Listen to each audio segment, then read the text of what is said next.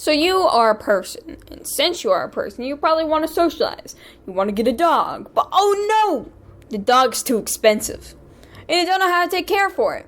Well, I have the perfect dog for you. A Nintendog. The perfect way to train yourself on how to take care of a dog without the burden of having one. Nintendogs was a game that was based on a scrap game called Cabbage for 64DD, which had sadly horribly failed with no recovery or demo to be had. But then Cabbage sparked for new ideas, like Animal Crossing and Nintendo. Developers such as Shigeru Miyamoto finally created a prototype for the GameCube way before the DS, due to the handheld console still being a very new thing, and it wasn't even Nintendogs yet. It was called Puppy Times.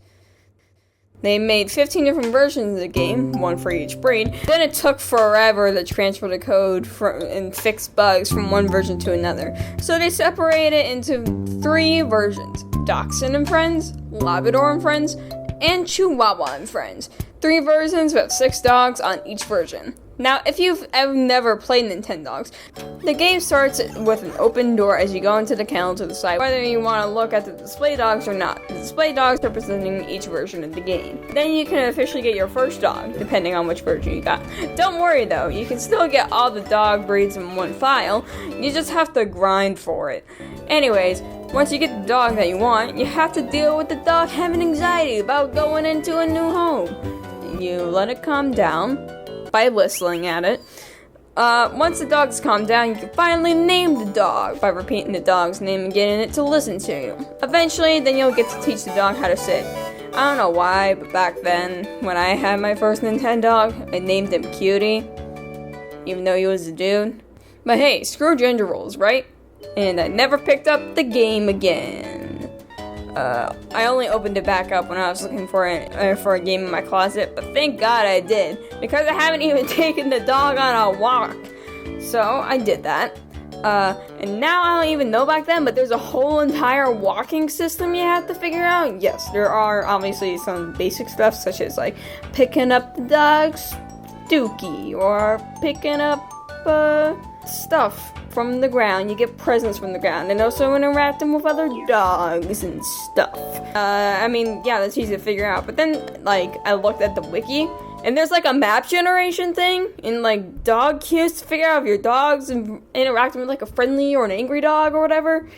Like, what? That's a lot to process as a kid. But I mean, hey, I guess that's how taking care of a dog goes, I guess. There's a lot of stuff you have to figure out. And once you take it all in, you can take your dogs to competitions, which there are 3 of. Disc, Agility, and Obedience. Here's a pretty basic rundown of how each one works. The disc competitions are where you take a disc, throw it, and hope for the best. You train your dog to go get the disc, and bring back the disc, and do it fast, I guess.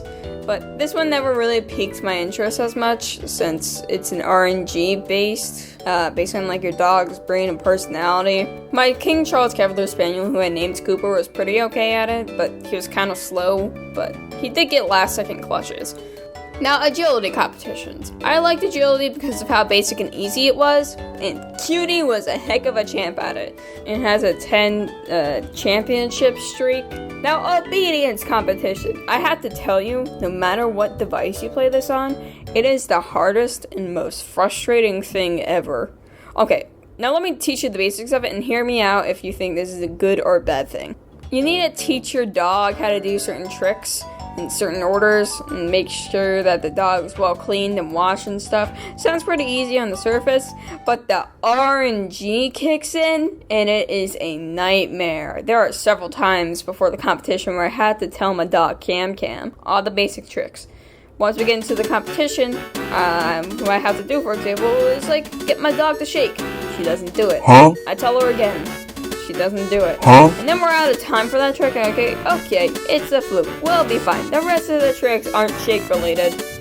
All of them are shake related.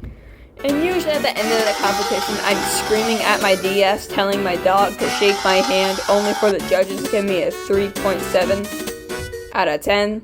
And then I finally go back home with my dog, and I tell her to shake, and she does it after the whole entire competition, where the judges only told us to shake.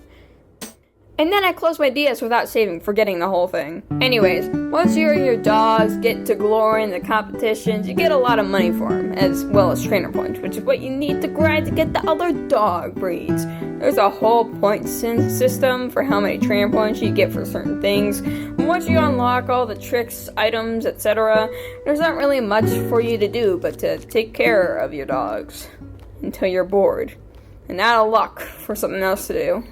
It has several virtual dogs stuck in their cartridges, hoping that their owners come back.